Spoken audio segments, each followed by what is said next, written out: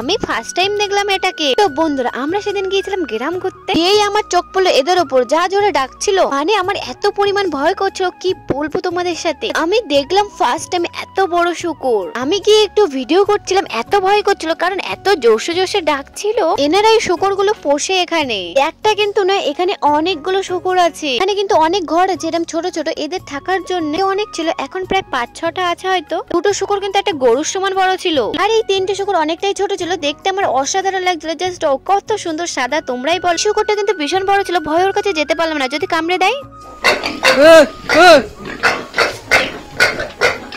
শুকুর দেখার পর আমরা একটু নদীর দিকে ঘুরতে গিয়েছিলাম। বিকেল টাইমে তো নদীর সব জল চলে যায়, দেখতে ভীষণ সুন্দর লাগে। তোমরা শুধু এই গাছটা দেখো, জঙ্গলের মধ্যে কত বড় আর কত সুন্দর। যারা হয়তো শহরের দিকে থাকে তোমরা হয়তো এই গ্রামের মানেই বুঝবে না, কিন্তু আমরা গ্রামের দিকে থাকি, আমাদের এত ভালো লাগে, এই পরিবেশ দেখতে ভীষণ সুন্দর লাগে আমাদের। আমি বলবো যারা এখনো সুন্দরবনে আসেনি অবশ্যই ঘুরে যাবে আমাদের এই সুন্দরবন থেকে। তোমাদের কোনটা ভালো লাগে, শহর নাকি গ্রাম, অবশ্যই কমেন্টে জানাও।